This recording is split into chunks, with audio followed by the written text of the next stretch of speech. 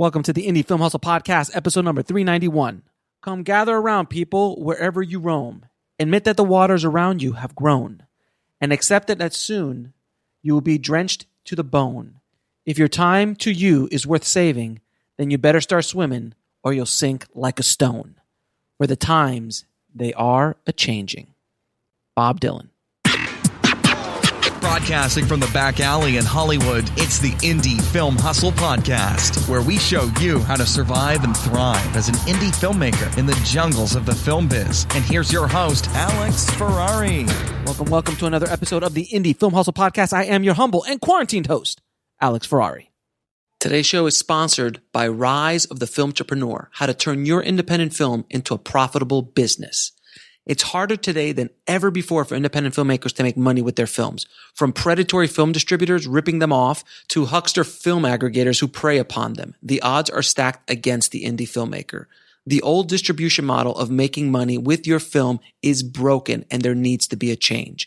The future of independent filmmaking is the entrepreneurial filmmaker or the filmtrepreneur.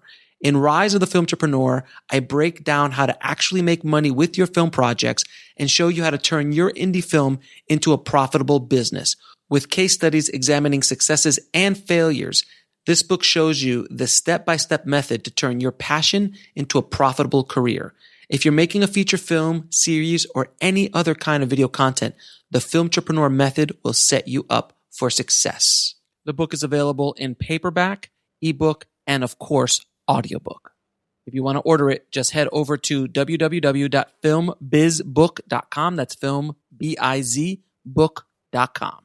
Today's show is also sponsored by DaVinci Resolve 16. Blackmagic Design's DaVinci Resolve is the world's only solution that combines professional 8K editing, color correction, visual effects, and audio production all in one software tool. I've been using DaVinci Resolve for years and has been my main editing and color grading solution and basically online post-production solution now for probably 5 to 6 years.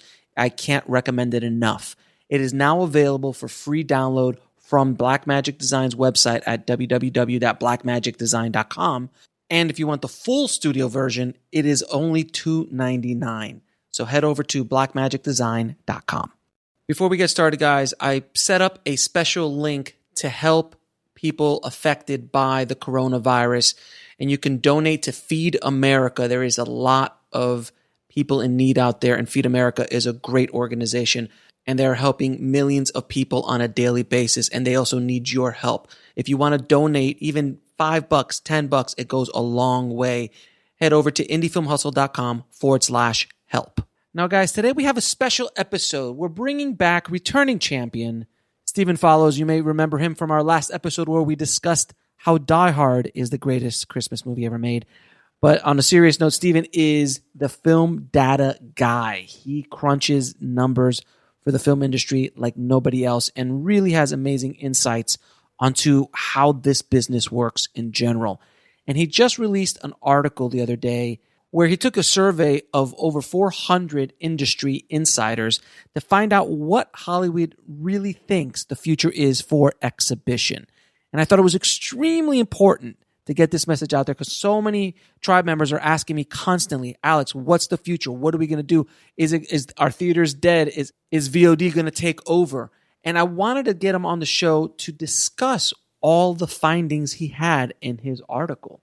So we sit down and talk about the future, about where we're going, what we think is going to happen, but more importantly, what the industry themselves think is going to happen. And it's broken up into very distinct group of people: filmmakers, sales and distribution people, exhibition people, which are cinema owners and operators, home entertainment, TV, and all flavors of VOD, including physical and digital sales of all forms as well. And then there's others, which are like education, government bodies, festivals, journalism, lawyers, cinema suppliers, and so on. It is truly a fascinating story on where the industry is going to be, where the industry thinks the industry is going to be post-COVID-19.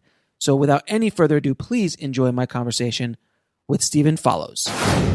I'd like to welcome back to the show returning champion Stephen Follows. How are you doing, my friend? I'm very good, thank you. You say that every time, and I I do worry I'm going to be challenged. The winner's belt is going to take. Well, you are one of the returning champions. I mean, RB Botto is the ultimate champion. He's been on the show, I think, 11 times in the course of the entire history of the show. So you've been on now, I think, 3 or 4 times. But I do not want to challenge RB. He is a nice guy, but he is ripped. So he does work if out. You're listening, RB, you're fine. You're fine. I think last time you were on the show, we discussed why Die Hard is the greatest Christmas movie of all time. Yeah, with numbers and stats, and not that we need them, but it doesn't hurt. It was one of the more enjoyable episodes I'd done in quite some time, and the tribe was really happy about that episode. Some people were like, "You spent an hour talking about Die Hard." I'm like, yes, I did. It was the Christmas present to the people who wanted to hear it. I don't know how we cut it down to an hour, if I'm honest. Yeah, it was. We could have kept talking. We could have easily kept talking about that. This year we'll do Lethal Weapon and why that's a Christmas movie. So, So I wanted to have you back on the show because you wrote this insane article, which anytime I refer to you, it's always insane is somewhere in the point, but in the most positive connotation of that word. You wrote this amazing article. What does the film industry think its future is? The future of film exhibition, essentially. And of course, you have the numbers to back it up. So what did you find out from your research? This was a really fun project. It's something I wanted to do almost as soon as the pandemic started to change the face of the industry. And whether it's a temporary thing, whether it's a long-term thing, we obviously won't know. No one can know that. But what we can look at is what people think. What's there. And so this is absolutely a survey of opinions and perspectives rather than facts, because who knows? And so I teamed up with Screendollars, who have a mailing list, who send out a newsletter every Sunday to the mostly exhibition sector in the US, but also obviously wider than that as well. And we've been talking for a bit, and I said to them, look, let's do a survey. Let's try and take the pulse of the industry and of exhibition, but of also all the other sectors as well. And let's see what people are thinking. And I had a few suspicions as to sort of whether people were sort of losing sync slightly, as we're not actually trading, the exhibitors and distributors and studios will be trading normally, and so they would get a better sense of what the other's thinking. But now, as no business is going on that front, they're losing a bit of sync. And so we sent out a survey, and we had just under 400 people fill it in. We had a few more, but we decided to focus the results on the domestic market because most of the people were in domestic, but also it's the most interesting to pull apart because it's the most evolved market around the world. So we had all these answers. So we grouped people into 5 different categories. So we had filmmakers, so people involved in development, writing, pre-production, production, post-production. So they're people who make films. Sales and distribution. So they're the sort of middlemen who do the sales and distribution, so film markets and distribution. And also marketeers were in there as well, people who do the marketing as well. Then we had exhibition, so cinema owners and operators. Then the 4th category was home end, which we include TV and all flavors of VOD. And then the last one was other, which was sort of lawyers and accountants and film festivals and almost everything else in there. So that other group is quite a hodgepodge. So I won't refer to them very much. But it was interesting with these filmmakers, sales, distribution, exhibition, and home end. We have the whole journey of a film, and we can see how their views are the same or how they differ and things like that. So the first thing we asked them, which is this is not a surprising result, we asked them whether we thought different sectors of the industry would be better or worse between January 2020 and January 2021, and to varying degrees, but pretty much the picture was the same. Everyone thinks that if it doesn't happen in your home, it's going to be much worse in January 2021 than it was this year. So finance, production, sales, distribution, exhibition, festivals, markets, all that stuff, everyone thinks that's going to be far worse. And obviously everything that happens in the home, so buying discs, all kinds of VOD and also films on TV is going to be a lot stronger. So that's kind of what you'd expect, right? But where we started to see differences was when we started asking them about changes to the business model, the exhibition business model. Out of interest, what's your perspective, Alex? Do you think that this COVID thing is going to make people change their business models, or do you think it's been in the works for a while and it's just going to make it happen sooner? I think that any studio, any production, any distribution company that does not expect massive change in the way we do business moving forward will be left behind and left in the corridors of time as a failure, and they'll go out the way of the blockbuster if they don't see that this is a massive shift, titanic shift on the way we consume content, the way we see it. I think it's been in the works for some time. I think what is happening this year in the last few months would have probably taken another 5 or 10 years to go through, because we're such a slow industry. Like, we do not adapt to change at all. Look, think about it. Netflix came out in 2008, and Netflix really came into its own when, 2015, 2016, and it became like a real dominant player only within the last few years, where it became basically almost the biggest studio in Hollywood, and changed the entire business model of Hollywood. And now this 2020 is the first year that we have, Disney Plus just came out late last year. Then we have HBO Max and Peacock. The other studios finally showed up. They started in 2008.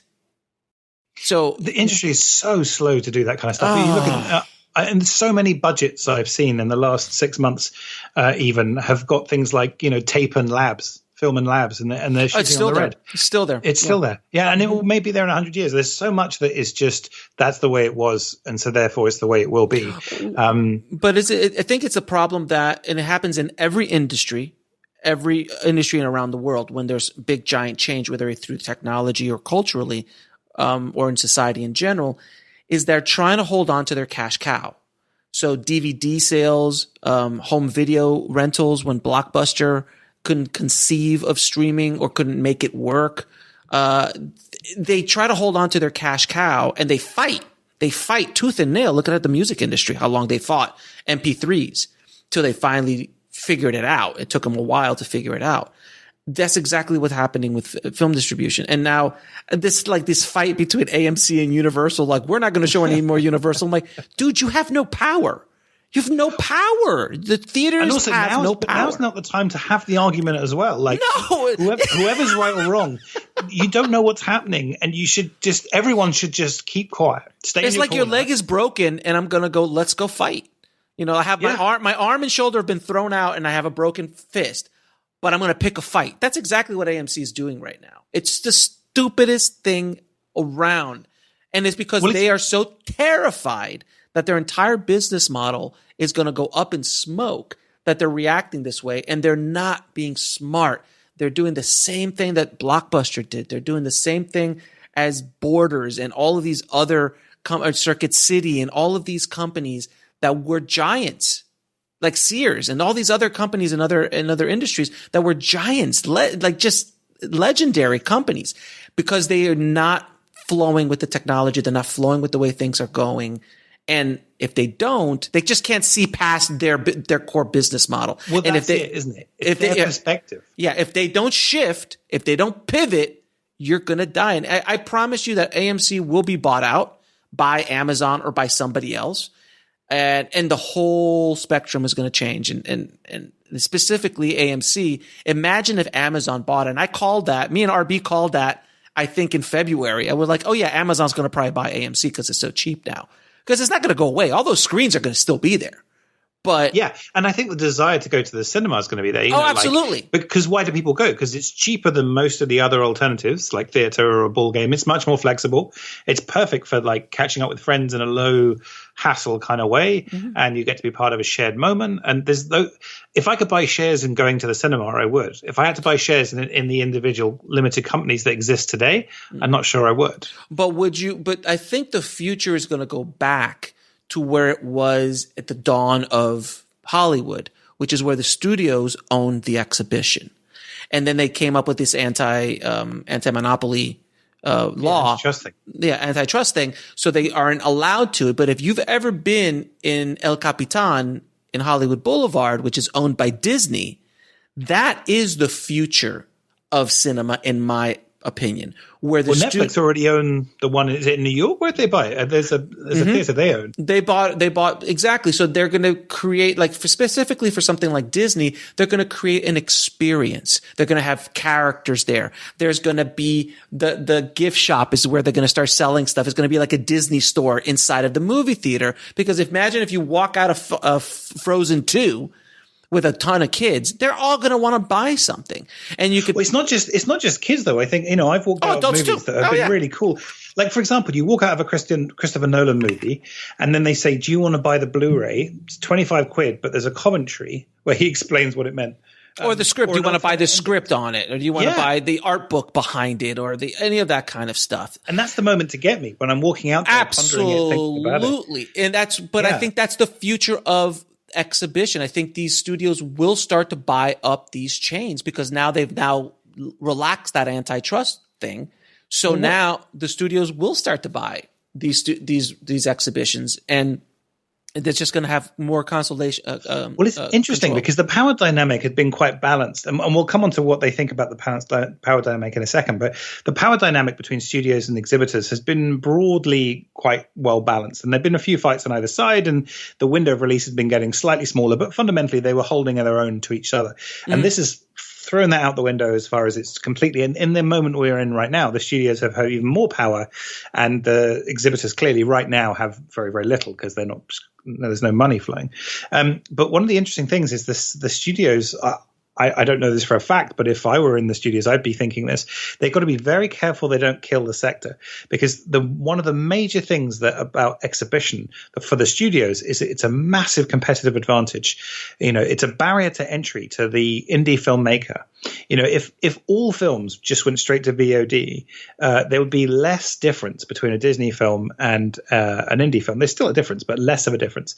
Whereas if they can control, whether it's through ownership or through just the commercial terms, the exhibition going to the theater, then they have a different type of product, and that's what they really benefit from. So they've got to be quite careful to leave the sector alive. But let me ask you this: is the current business model that the studios have, which obviously the studio business model has changed over the last 15 to 20 years, where they used to do $20 million movies and mid-level movies and take chances and do original things and original films.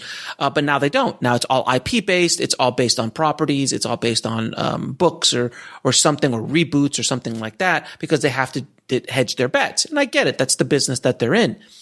But is there a world without a theatrical component that Disney puts out 8 $200 million movies a year? Like, can they because you can't go directly to Disney Plus with that, because you will run into a wall eventually. You will reach mass saturation in this market, as Netflix has gotten really close to doing. So is there a future that we can do these monstrous, like Avenger Endgame style, Avatar style projects without a theatrical component?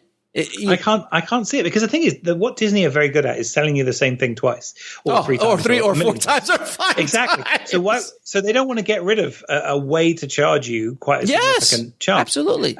And so, yeah, I think they've got to keep exhibition alive, as well as it is an income stream and things like that. But the power is kind of shifting. And you were mentioning AMC talking trash about trolls, well, specifically the trolls that work at Universal.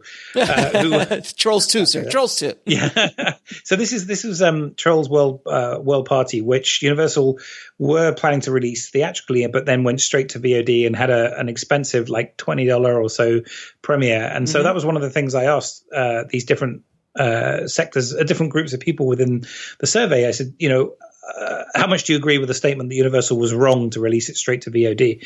And you and all the listeners will be shocked to hear that most people in exhibition, almost 60% of people thought it was just wrong. But with filmmakers, it's like 15% or so, 15%.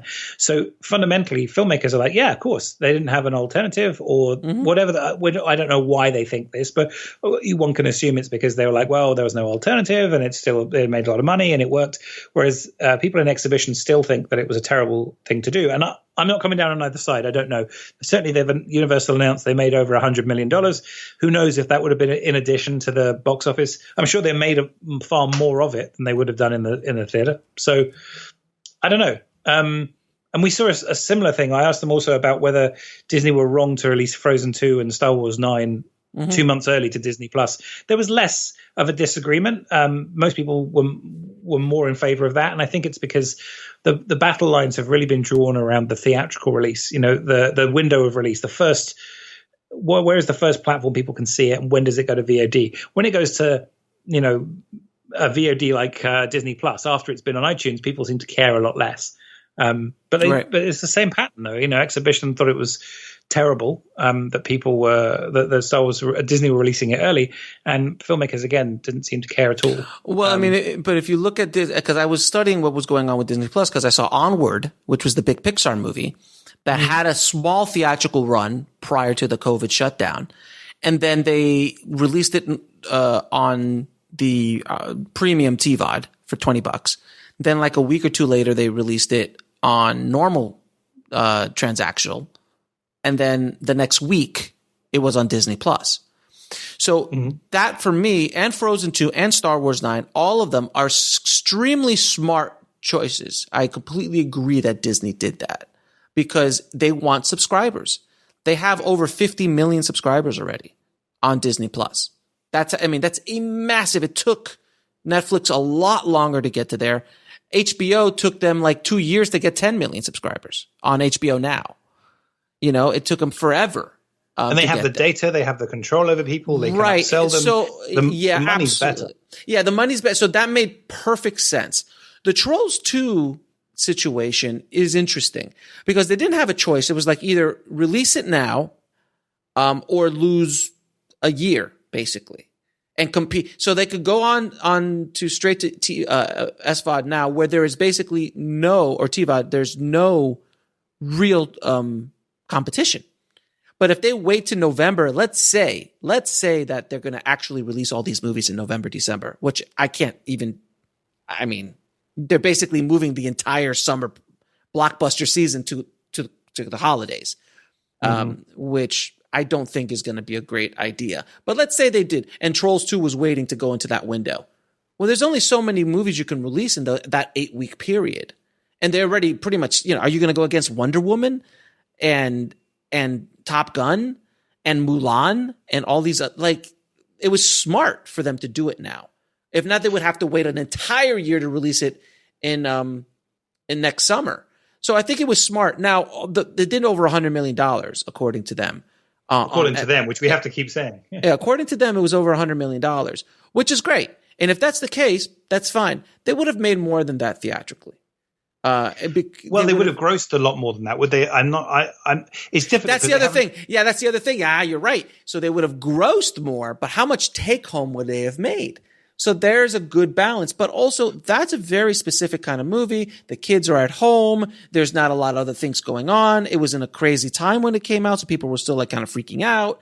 And they had no choice as well. The other choice was to completely snooze it for ages and take it out in a competitive market. So the money in the hand, because the funding of that has got costs to it.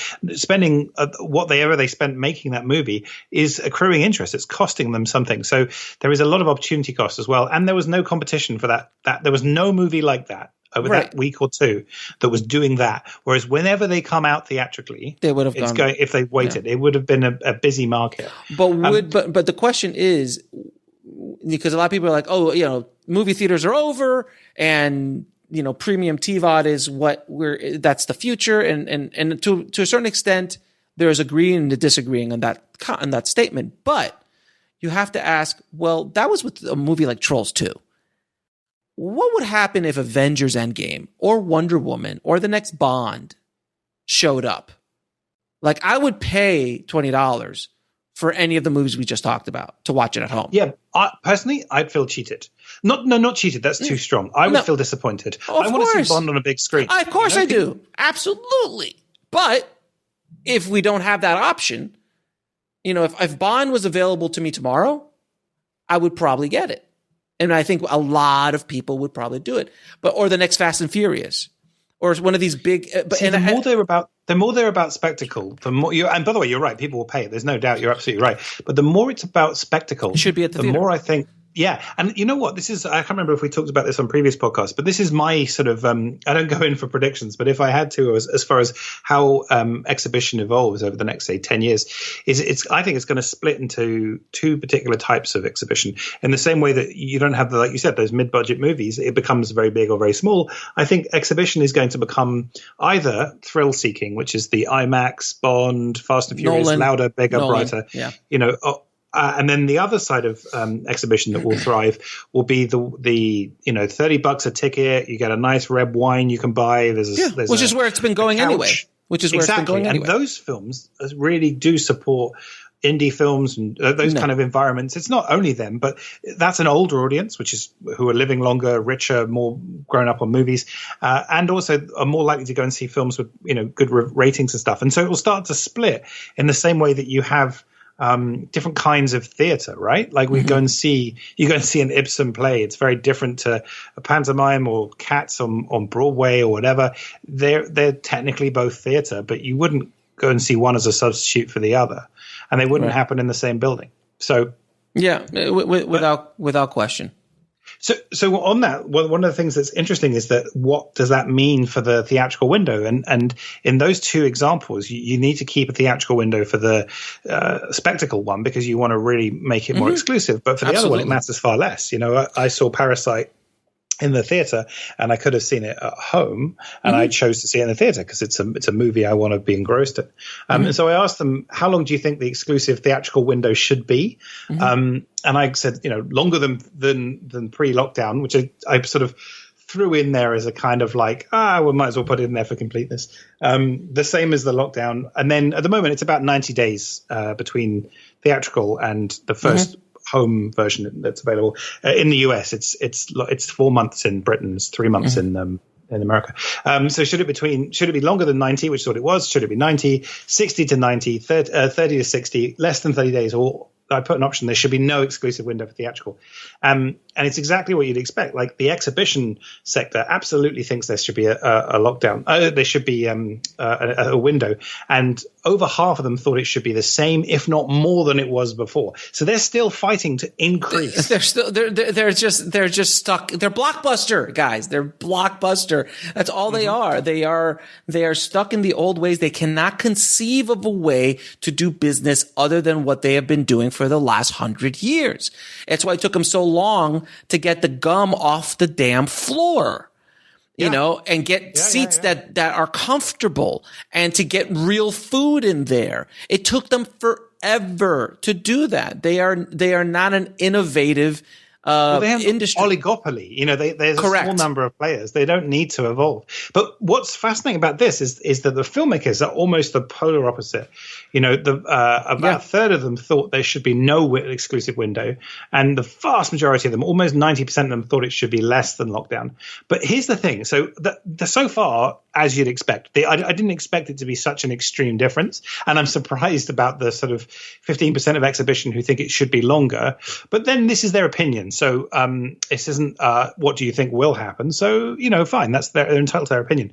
What I find most interesting is that the two other major groups, the home end group, which includes TV and VOD, and then sales and distribution as the other group, where do they align? That always interests me because home end, you'd imagine, would be the antithesis of exhibition, because if the window gets smaller, they benefit.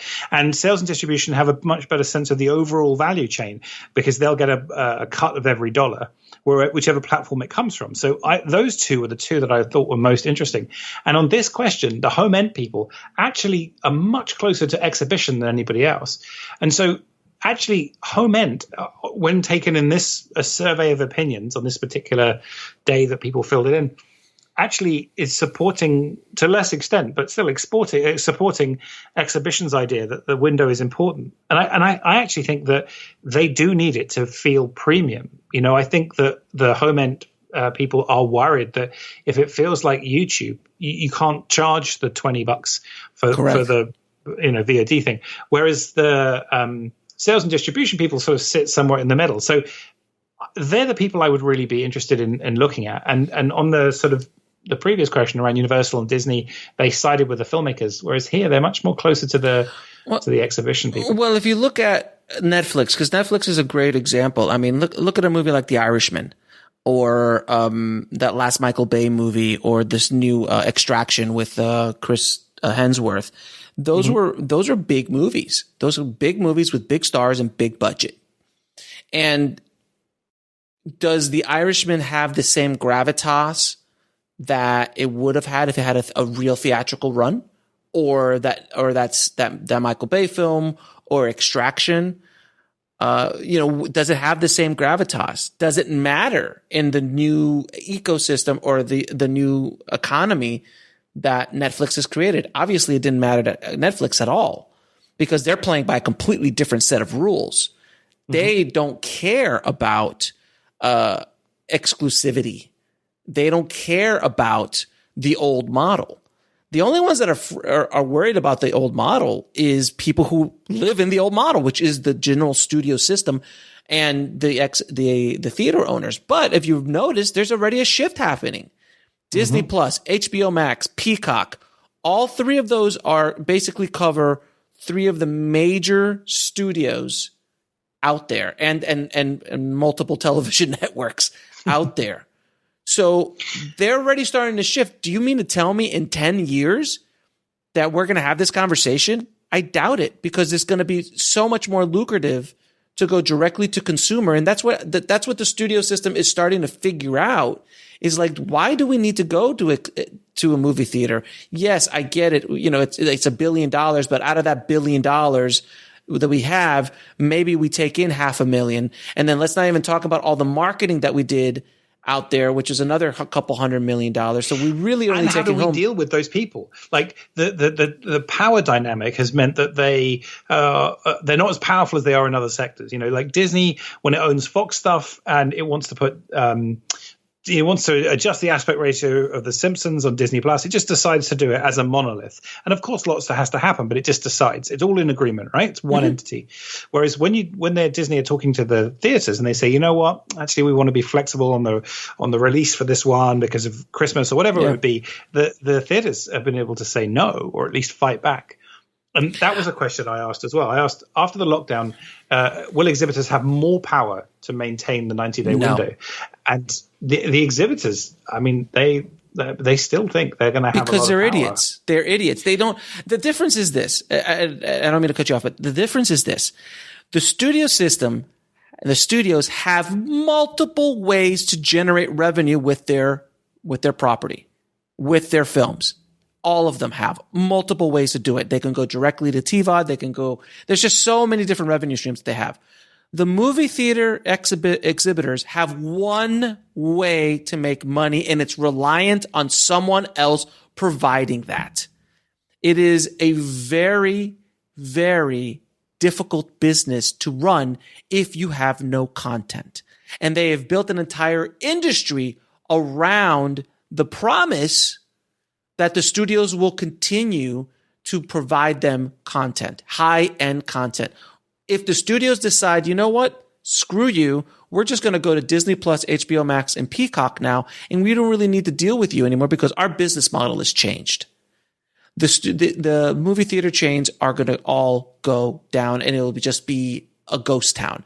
And that is but that's the difference, that the exhibitors are thinking it's 1980. It is not. Yeah. Okay. Well, listen, I know you're not attacking anyone, but in defense of the exhibitors, I'd say two things, right?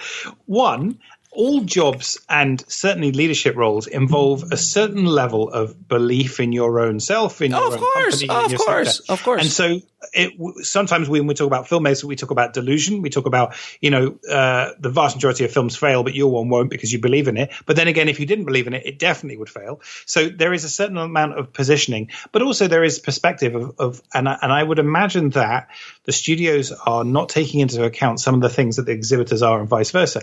For example, cinemas, actually, I think you're right. They're a hard business to make money. They're a hard business to actually flex. You can't move your location. It's very hard to open up a new location. You can't really change your prices because they've pushed that to the maximum, and same with concessions. But there is a knock-on effect. So I've already talked about how the studios need exhibition as we have it now to provide a barrier to entry to other content, to provide to make their content a different thing. The other thing is that there are other sectors that need theaters as well. So you think about how many shopping malls need a theater. Yes. Destination. Like let's say every theater closes tomorrow and the studios are fine, filmmakers are fine. There are many other sectors that are not fine. Absolutely. Restaurants. Absolutely. Out of town places. And also, it's not that VOD supports all different sectors of the industry in the same way theater. So there would be a theatrical does. So there'd be an experience there. But these are the things that exhibition is taking into account, that if we ask purely about dollars and cents for the films, we're not taking into account the whole thing. Agreed with you 110%, but that doesn't stop anything, because when Blockbuster shut down, it shut down 2,500 stores. And it not only hurt the Blockbuster company, but it hurt a lot of companies out around them that supported their company. And they weren't even foundational. Like, no one would build a mall based around a Blockbuster, correct. But a bowling alley or a theater, they become the anchor of how you get people to come and shop beforehand and eat afterwards. And that destination is a real problem. And yet people still have the same need to meet. I mean, obviously we can't do it right now, but that's not going to change. So but that's also not the studio's problem, because they've got shareholders and they've got to. No, it's about they don't give us a flying F about anybody else other than themselves and making money for themselves. But that's their legal duty, right? That's their fiduciary duty. That is their fiduciary duty. So they don't care about other industries. They don't care about exhibitors. They don't care about any of that. I think the new world should be this. I think that there should be a 30-day window that gives you a 4-week window for those people who want to see it theatrically, and then it's available online in premium TVOD for a month, and then goes into general TVOD and SVOD and those platforms. That makes sense to me. That it's still, because basically you make most of the money is made in the first 4 weeks of all these big movies. Sure, but it's about denial of what's the right phrase? But it's like the delaying of gratification. If I thought I only had to wait 1 week, then I actually might be willing to wait a week. If that's I have to wait 4 weeks, maybe I will. But the that's thing the is, thing. But that's the thing, though, Steve. If I have to wait 3 weeks, 3 months, I'm not gonna. You know what they should really do? If you look at the psychology of humans, they should make it random. Make everyone go for this. Like every single film, you roll the dice, and no one announces when it will appear on Disney Plus or iTunes until the day it does. It just drops, right? Super smart. That would maximize theater tickets. Right, but the point is this: that they'll eventually figure out the patterns. No, random, true random. Like you need people like me to not be able to crack it. And if it's truly random, that's how people get. That's how the slot machines in Vegas. I just don't think that. I just don't think that the theater. Well, first of all, that would never happen because that takes way too much intelligence and coordination. Okay. It's not a workable plan. It's not a workable plan, but it's a fantastic idea. And secondly, that I feel that the plan that I just laid out, being a 30-day window, is if you want to go see your movie in a theater, it's going to jam everybody in those first 4 weeks. The people who will wait, they'll wait. They're going to wait a month, or they're going to wait 3 months. Why? Because there's so much content. There are so many options now. When Batman came out in 1989, there wasn't as many options.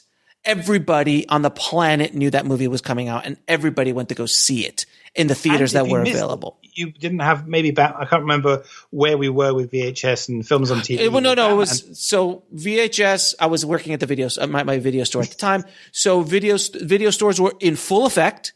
Blockbuster was probably a year and a half away from being completely dominant. They weren't yet in '89, if I'm not mistaken, but they were still they were becoming a juggernaut. And then. So there were other options, but not the same as there is now. There is just everything ever made accessible instantly. So the I want to go see that movie, but I gotta get to it. And then a week goes by, 2 weeks go by, 3 weeks go by, and you're like, I'll just wait 3 months when it comes out.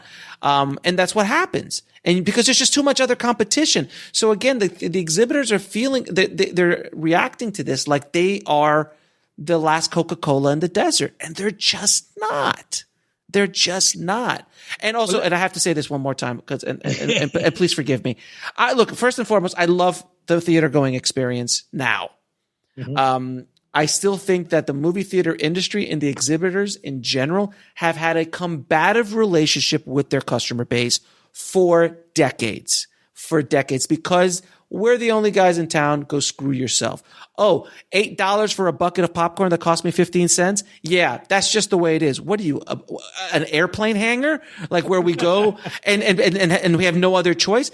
Why are you charging us $5 for this Coke? If I literally walk outside, I can get a big gulp for $1.50. Like, why are you it's just such a abuse. And then before, it was also just the experience. The sound wasn't always good. The projectionist wasn't always good. The floor sticky and stunk. And they eventually figured out that we got to make this look somewhat better. And now they've made it more of a high class scenario, but there's still a combative relationship with the customer, because they're still charging obscene amounts of money for things that they shouldn't be charging more for. And unfortunately, that's their business model, because the business model is flawed to begin with. It's the business model of an airport. It's a business model from 1930. They're still working the same business model as they did in 1930 when Chaplin was running around. Well, okay. Here's the last stat. But there was more on the survey that you should go to the article and have a read of it. But there was one last stat which speaks to this, which I think is perhaps the thing to really ponder for me. It wasn't the headline that IndieWire or whoever else pulled out of the this is the big finding. It wasn't the sexiest, but I think it's one that reveals really food for thought. So I was asking people day and date releasing. Will that it goes in theaters and it goes wherever else it's going to go on the same day. Would doing that increase overall income for the distributor when compared to a theatrical windowed release of, whether it is 30, 60, 90 days or whatever? And most people in home end, unsurprisingly, over half of them thought it would increase overall income. They would say that. And obviously the cinemas under a third thought it would. They would say that. What was so interesting for me was that the sales and distribution, the people who are closest to it, the people that take $1 from every dollar. Okay, and actually, that was a Freudian. That's a Freudian slip. I meant a percentage of every dollar. No. They take $1 from every dollar. Got it right. Absolutely. Plus the costs, obviously. You owe them. You owe them for the privilege of them taking the $1.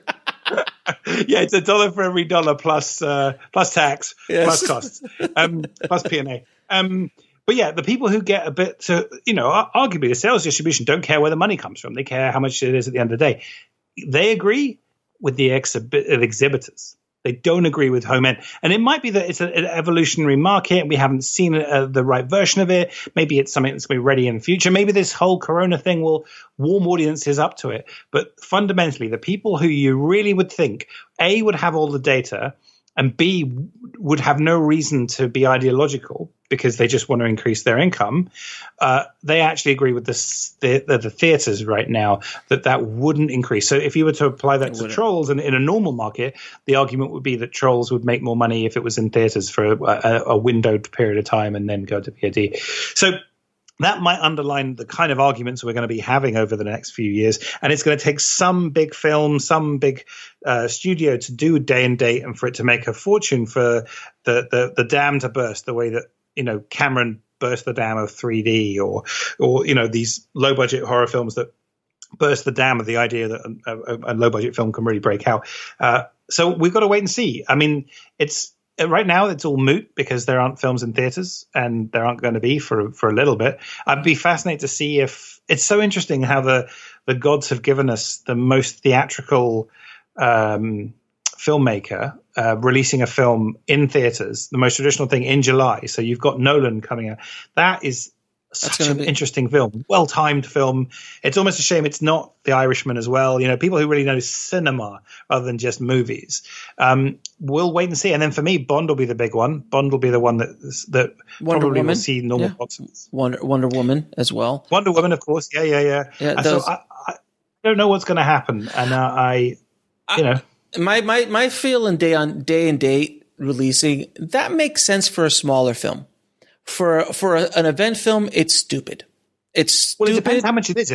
If it's $40 for day and date at home because you're having your own premiere, then I didn't they try that with a few films as well? They did, but it didn't. Not with anything big. Not with anything of any major magnitude. So I mean, look, day and date. Okay, so So if you're going to charge a higher, like a substantially like pay-per-view cost for day and date, then maybe. And it's like for the week, it's going to be $40 at home. And then it drops to 20. Like, it's so weird because it's like all about windowing. It's all about time. So I still think that you can milk the audience if you want to look at it this way. You can pull more revenue off of your film if you do certain amount of windowing, something, because the people who are going to go to the theater are going to go to the theater. The people who are going to wait for home video are going to wait for home video. It's just the nature of people. And some people will just get lost between all the other content, or they have the world that they're dealing with, or so on and so forth. So if you're able to release a film, I still hold on to my thing. Like James Bond, you give me a 30-day window. And people who want to go see Bond in the theater you have 4 weeks to go see it. You'll go see it. And if they want to keep it in the theater after it's released, I've seen movies that are theatrically in the theaters and are on home video and are doing well because of the Oscars or something like that, where they do a re-release and people still go because they want to go see it theatrically. So there's an option there. But I think a day and date would only really work for more independent, smaller budget films. I think that's a good strategy. But for these event films, they have to have some sort of windowing. And if you did a day in, day out at a higher price point for SVOD or for TVOD at home, that's now you're rolling the dice. Now we are in completely uncharted territory. And like if tomorrow you told me that Chris Nolan's film was $40, first of all, I don't want to watch it at home. I want to see it in IMAX. I don't want to watch it at home. I want to see it in IMAX. But if there's no other option, okay, let's say Wonder Woman or Black Widow. Let's say Black Widow. That's a good, it's a Marvel movie, but it's not a massive Marvel movie. It's not like this a big giant event film, but it's a standard Marvel movie. Would I pay $40 to see that film? Probably not. I'll probably wait a little bit.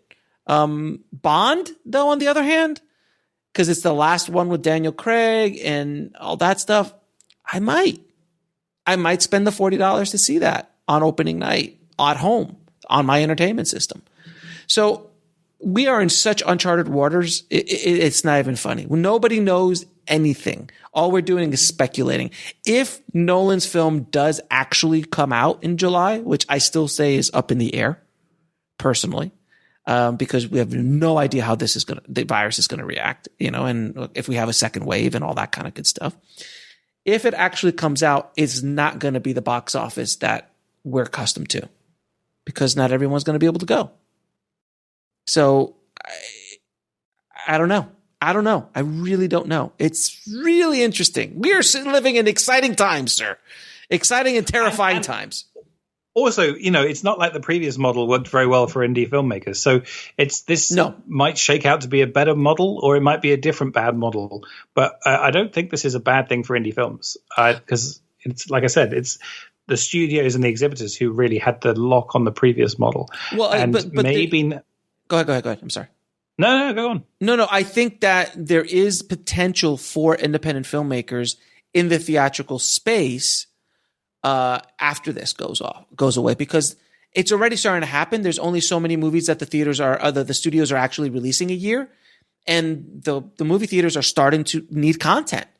And theatrical is a place where independent filmmakers could make their bones, especially locally, where you can, rent out or partner or, book 5 or 7 local theaters to make it more of a regional release in your in your town, and then you get the local press and build that up. I've seen multiple case studies of that working very, very well. And movie theaters are super happy because they're like, okay, should I wait for should I have your fresh brand new movie in my theater for Friday night, or should I have Avengers that's on week 10? How much am I going to make more money with you, or am I going to make more money with Avengers? And if you're good as a filmmaker, as a marketer, and understand the business, you should be able to outperform Avengers for that weekend. So there is going to be some more potential for independent filmmakers, and just the world is changing so drastically that everybody's got to start looking 4 or 5 steps ahead around the corner and start figuring out where we're going to be and not where we've been or where we are, because we just don't know, man. This is so unprecedented. It's something that, I mean, in my lifetime, I've never seen anything like this. I don't think in the history of the entire industry anything like this has ever happened. I've been half joking with friends that I'm going to change my job title from film data analyst to film data historian, because I don't know how much of what used to work will work. And it might be that lots of it does. I'm not saying it's all gone, but it's most of the time you could say next year is going to be like last year, give or take, right? Yeah. Trends are pretty slow and certainly in the big picture. Here, who knows? No, there's no way. It changes. Well, now it's literally changing week by week. That's how fast the consensus is changing within our industry. Before it was, 6 months, a year, from one film market to another film market, the whole world has already changed. I've seen that happen over the course of the last 4 or 5 years that I've been going to American film market. I've just been seeing how the industry is changing and seeing what the tastes are like and seeing how the distributors are losing their minds because they don't know what's going to make money. Before they could count on DVD, or they could count on theatrical, they could count on foreign sales, or they can count on something that was a cash cow. Now there are no cash cows. Now it's just like it's just so watered down all over the place that now it's like, oh, AVOD's the big thing. Well, that's this year. Who knows what happens if the advertisers, go somewhere else? Well, then that's the end of AVOD.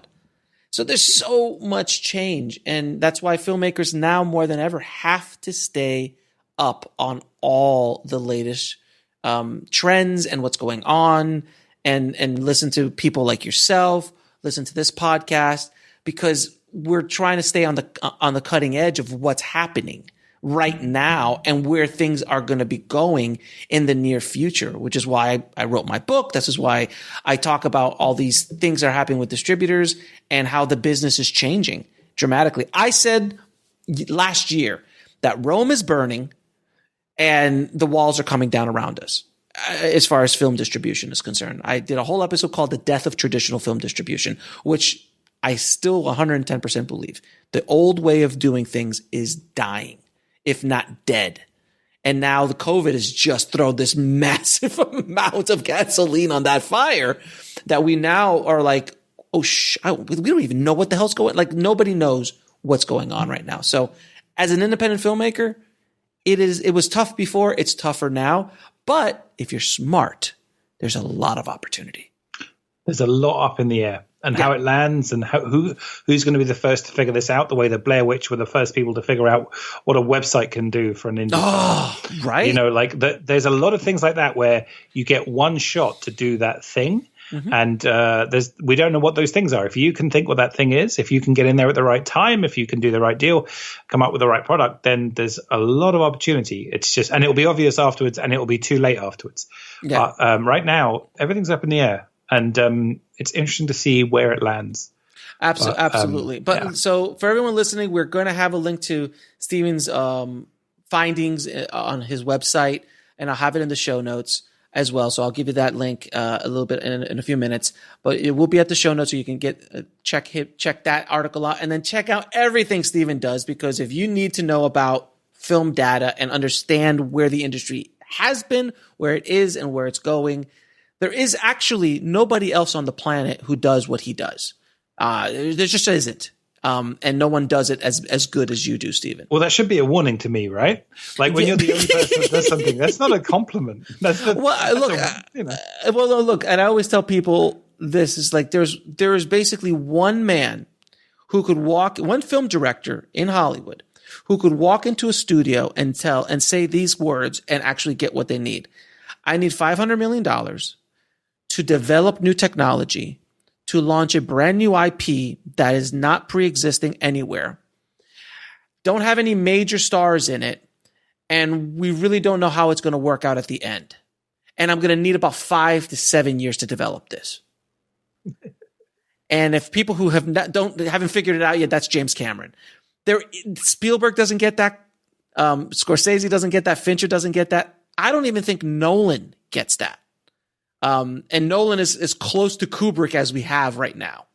as artistically and also in absolute power at Warner Brothers. I mean, he crashed a 747, a real life 747.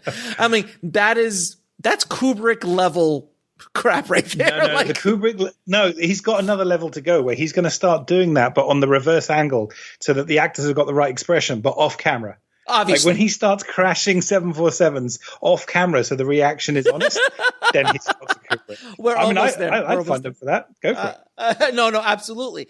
But don't feel bad if you're the only person. That's a very blue ocean, sir. That's you have cornered your niche, sir.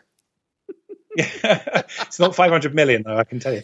Well, anyway, listen, it's a pleasure to be back, and get me back more so I can try and beat RB's record. Just don't tell him. Obviously, we'll keep it between you and me. I won't tell anybody. He's a nice guy, but I don't want to push him off the edge. This is probably important to him. But Stephen, thank you so much for doing the work you do, brother, and thank you for coming on the show and discussing this very timely issue with the tribe today. So thanks again, brother. No. Right back at you. Thank you for all the work you do, and thank you for inviting me on and getting this podcast out so quickly so that everyone can share in this. It's interesting times to be alive, interesting times to be a filmmaker. If you have a thought, go to the article, add a comment at the bottom, and as always, thanks for supporting the work. I want to thank Stephen not only for this article and coming back on the show to discuss this very important topic about Hollywood and post-COVID-19 and how it's affecting independent filmmakers specifically, but also just thank you, Stephen, for all the insane work you do. Like I said in the show, in the interview, there is nobody else that does what you do. You are a unicorn in our industry. And all the insights that you get from digging and just diving deep into the numbers really helps us all out a lot. And thank you, Stephen, for doing that work, because God knows I can't do it. Now, if you want to read the original article that Stephen wrote, as well as all these amazing articles and insights to offer on his website, just head over to the show notes at indiefilmhustle.com/391 for the show notes. Thank you so much for listening, guys. I hope this has helped you on your filmmaking path. Stay safe out there. And as always, keep that hustle going. Keep that dream alive. And I'll talk to you soon. Thanks for listening to the Indie Film Hustle podcast at indiefilmhustle.com. That's INDIEFILMHUSTLE.com.